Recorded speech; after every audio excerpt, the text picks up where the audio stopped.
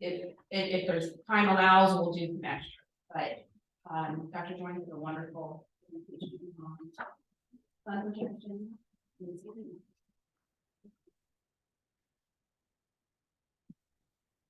Can you hear me okay? Yes. Good, okay, perfect. So thank you, Emily, and thank you everyone for having us. I'm happy to be here. And this is a lecture that kind of reviews sun safe habits and preventing skin cancer, as well as the different types of skin cancer that we see, just to kind of give some education. So hopefully at home, if you see something suspicious, you'll know whether or not maybe you should come in and have a check. So we're gonna go over why protect yourself from the sun, overview the skin cancers, related to sun exposure and vitamin D, what you want to look for in a sunscreen, and when you should get it. So just an overview, the most common cancer in the United States is skin cancer. 1 in 5 Americans will develop cancer in their lifetime, skin cancer. Nearly 9,500 Americans are diagnosed with skin cancer every day. 50% of Americans 65 years of age or older will have at least one basal cell carcinoma or squamous cell carcinoma, and we'll talk about what those. So basal cell carcinoma is the most common type, squamous is the second, and then melanoma is the third most common type, but it is the most dangerous, which is why you may know more about that than other types. Those are some photos of melanoma. Melanoma typically is going to show up as a new spot or a new mole that doesn't look like your others and continue to change. Or it can show up from a current mole that you have that starts to grow or look different. And we'll go over that a little bit more. So basal cell carcinoma is caused by intermittent, intense sun exposure and sunburns at any age. These are very common. We see them every single day. We see them in people as young as in their 20s or 30s, and then beyond.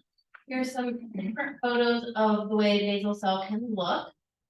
For the most part, when they're small, they can be hard to detect. So you may think it's just a little pimple that's not going away, or a little spot that bleeds easily when you wash your face. But over time, if we don't treat this, it will continue to grow and it can keep on this more raised, kind of curly appearance. Sometimes it has pigment to it. Usually, though, it's just going to be pink or kind of skin color. This is just an example of a basal cell on someone's cheek, which is going to be removed. So the second most common type is squamous cell carcinoma. 2 to 6% of squamous cells will metastasize. If they do, they can go to the lymph nodes, lungs, liver, brain, bones, and then also to the skin.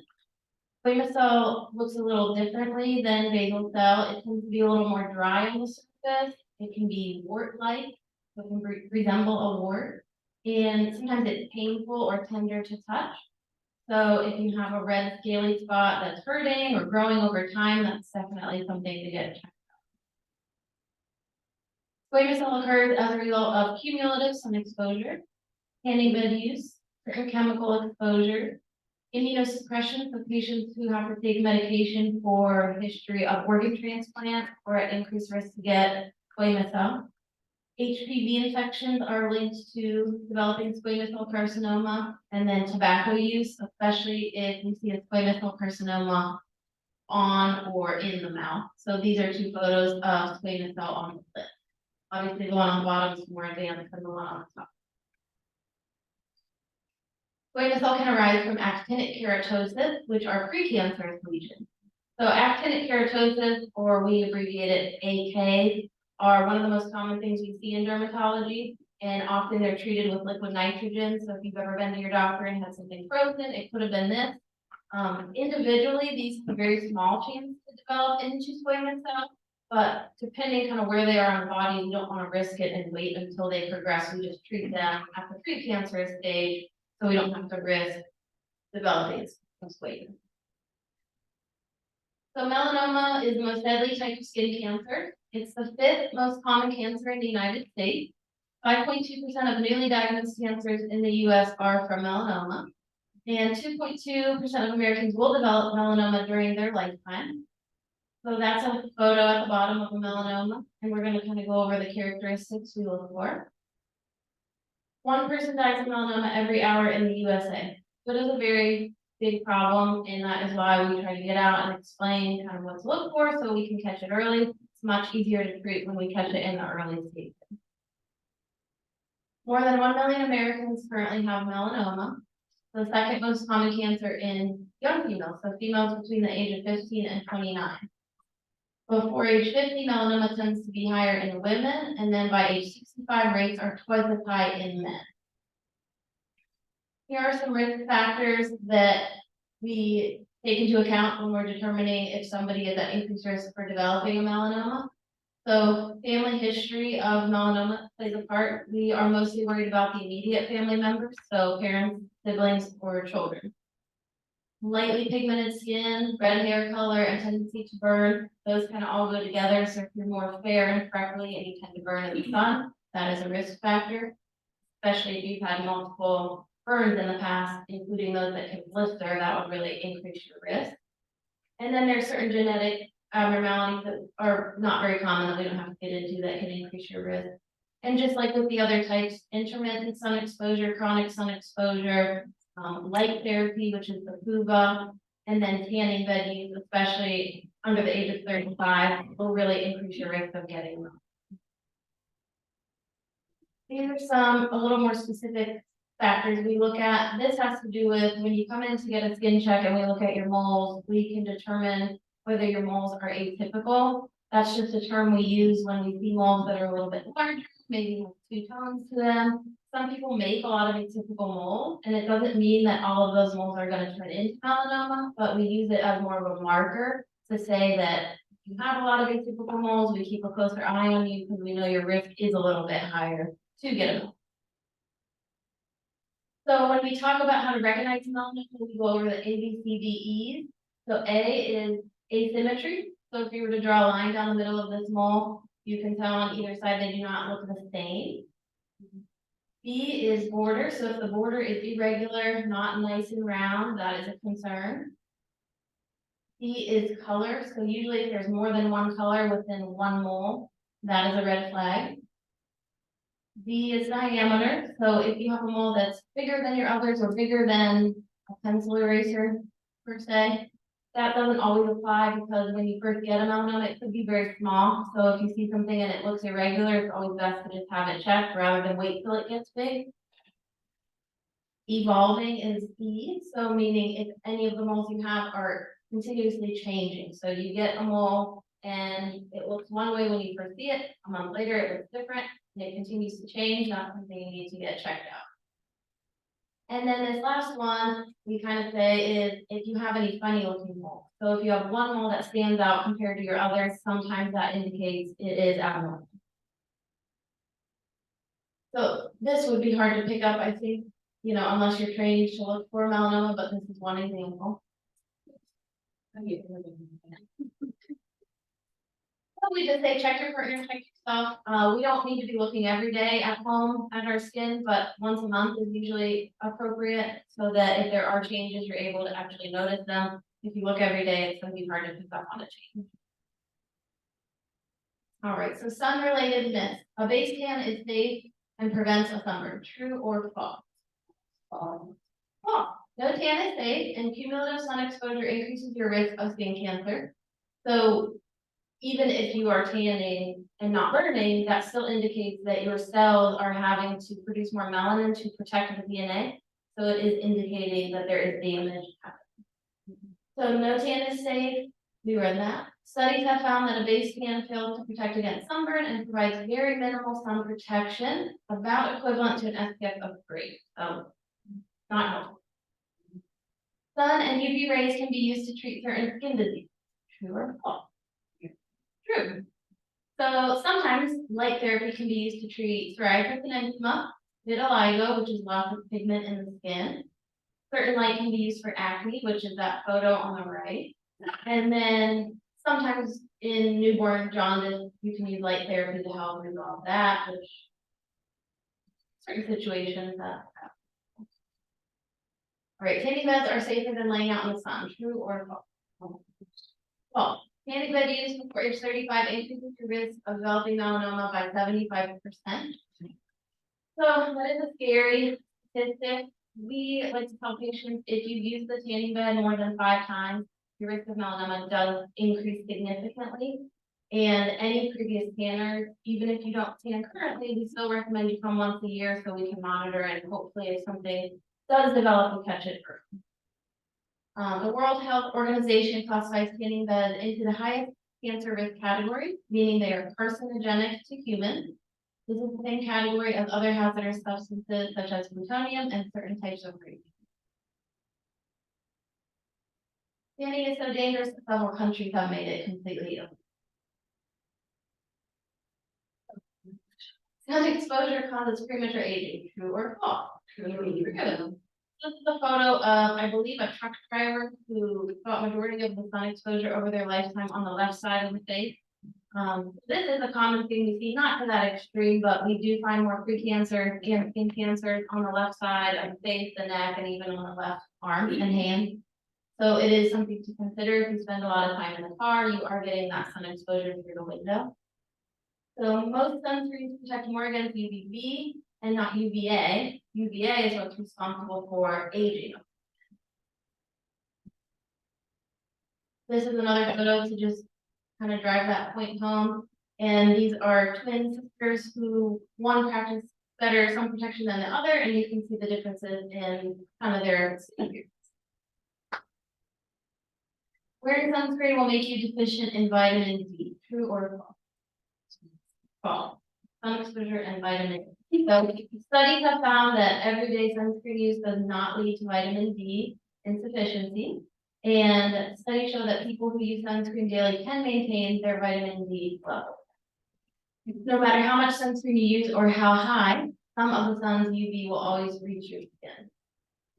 So we generally recommend SPF 30 or greater. So 30 would be the bare minimum. Once you get towards the 75, 100 SPF, the increased protection you're going to get is minimal. So it's not that the higher you go, the longer you can stay out in the sun. You still have to be reapplying and making sure, you know, if you go in and out of the water, you reapplying because the sunscreen only lasts. All necessary vitamin D can be found in a healthy diet or from a vitamin supplement. So it's easy to have it checked. You can just tell your doctor if you're concerned about it. I think most physicians at this point will check it during a yearly physical. So we just don't want anyone going to look for it through the TV salon or through the sun. So what do we want to look for in a sunscreen? UVB rays encompass only about 5% of the UV radiation reaching the Earth's surface, meaning 95% is UVA. So how do you protect yourself? We want to look for sunscreens that say broad spectrum. Most of them at this point do say that, and that means it's covering the light spectrum that we need protection from. There are 2 commonly used broad spectrum sunscreens ingredients. So that's zinc oxide and titanium dioxide.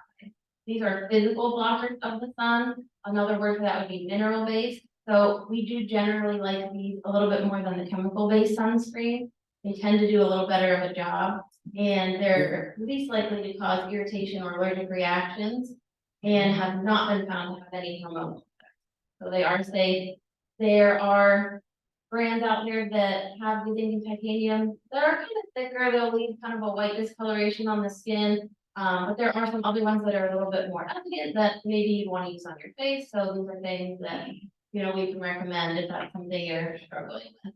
And then the other list you see, the top 4 are all chemical based sunscreen, and those are still effective and safe. It's just maybe a little less. So we want to apply sunscreen liberally to all the sun exposed parts and apply at least 15 to 30 minutes prior to the sun exposure because we need to give the skin time to form that protective film.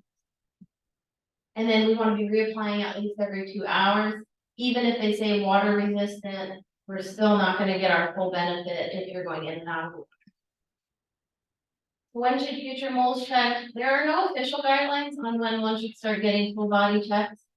Melanoma is one of the most common cancers in patients younger than 25, and it can also occur in children, although it's rare. So the point there just means it's never too soon. You know, if you have child or a grandchild who has an abnormal looking mole, we can't assume it's fine. We do need to have those checked. And then it's, okay, for Caucasian people over the age of 35, we generally recommend a baseline check. So if you're beyond that stage and have never had a full body, that's the recommendation, just to make sure we look things over and everything looks okay. And then moving forward, depending on your history and your family history, that's how we decide how often you would be coming back.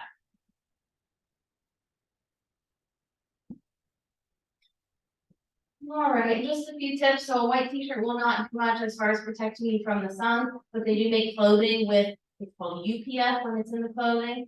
So you can look for clothing that has kind of that built-in protection, and you want to look for a 50 or higher.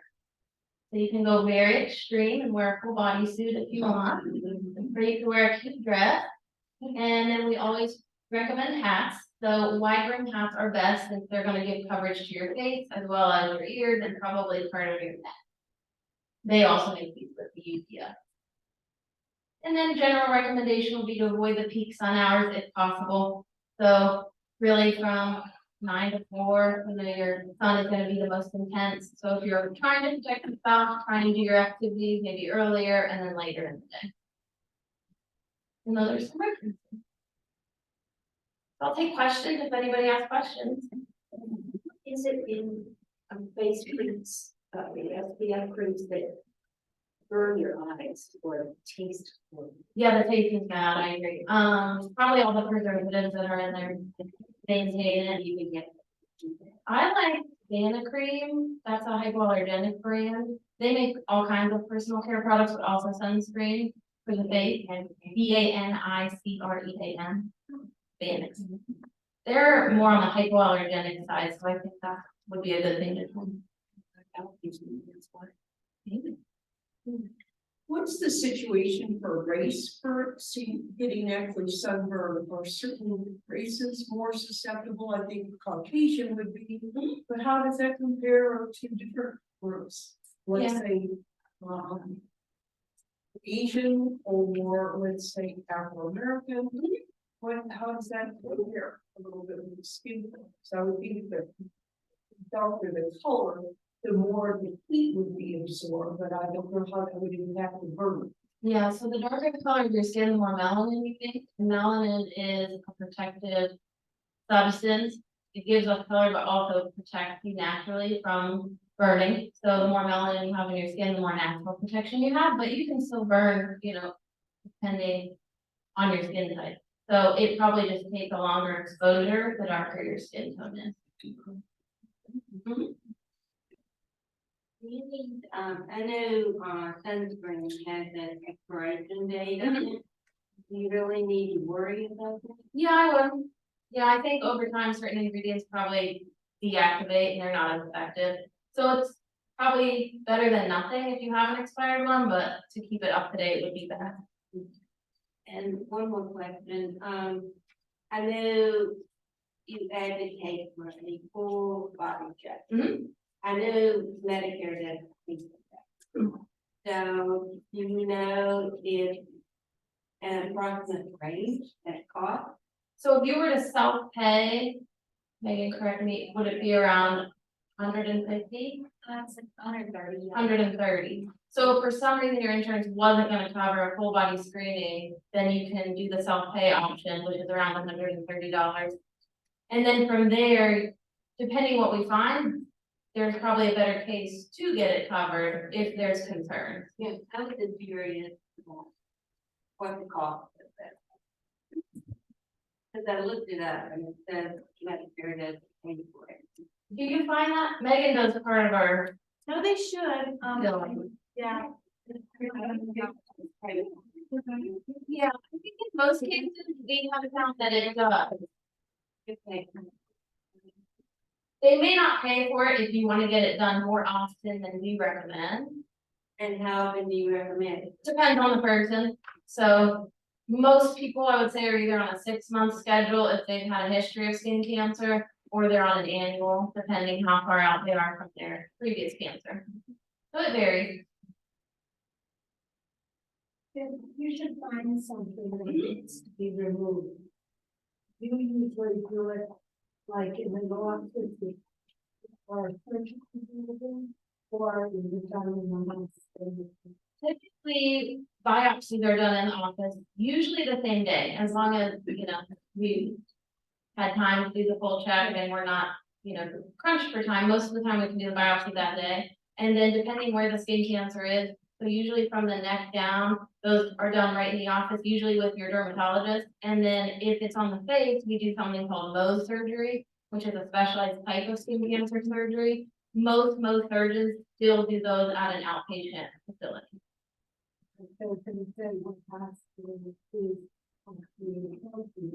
Yeah, we don't even have a hospital affiliation, because that's not. Do you have, I went to a dermatology.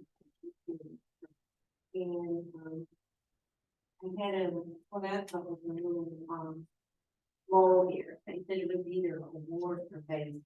Okay, And apparently they have a standard charge, regardless. And, that charge ended up being $475, which I thought was a lot for, it took her 2 seconds to take. right. I mean, and then they didn't even file Medicare. Mhm. But, you have a standard charge for walking the door? So if we are doing a typical full body and we're billing it to the insurance and we feel something's medically necessary, that always goes billed to the insurance. If you come in, you show us something that is cosmetic, meaning it's not harmful to you, we know the insurance isn't gonna cover it. We're usually within the range of $150, depending what that spot is. So, That's very reasonable. Yeah. I just thought that was a picture. yeah, it's tricky. It's always good to ask, prior to getting a procedure done. I tried. Yeah. They didn't tell me. Okay. I think a lot of the charge depends on your co-insurance, if you have co-insurance. Yeah, It can be anything from what you're saying to zero, depending on your co-insurance. yeah, the insurance is tricky. Yeah. Doctor, when you have patients come to your business, are you seeing the patients? Are you using PAs to see the patients? Yeah, at the Fort Mill location, it's just me, so we don't have a PA or a nurse practitioner. At our Rock Hill location, we have another female physician, Dr. Saxton, and then we have a male physician assistant, his is Mike Carabile. In Fort Mill, it is, good question. For steel. So here. Yes. So, there's a new class on coffee seeds. Yeah, we're right next to there in that class. Yeah. Right, I think we can do almost that.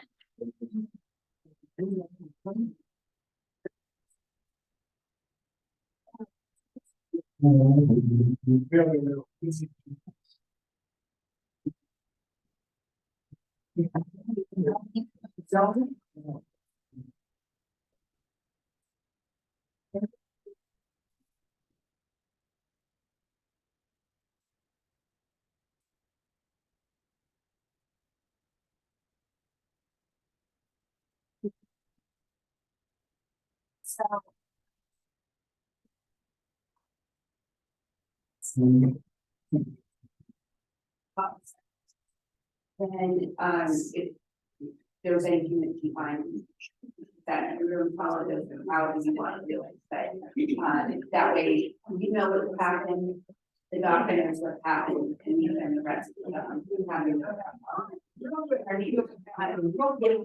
Yeah, and then you're first.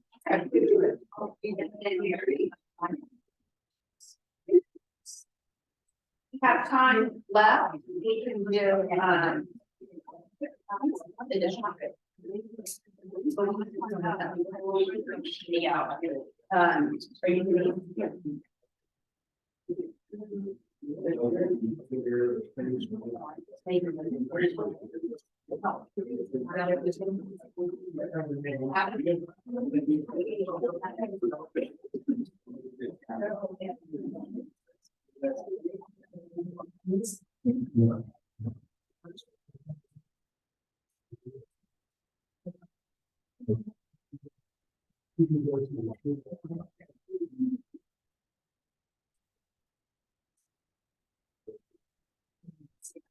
Hey, there she is.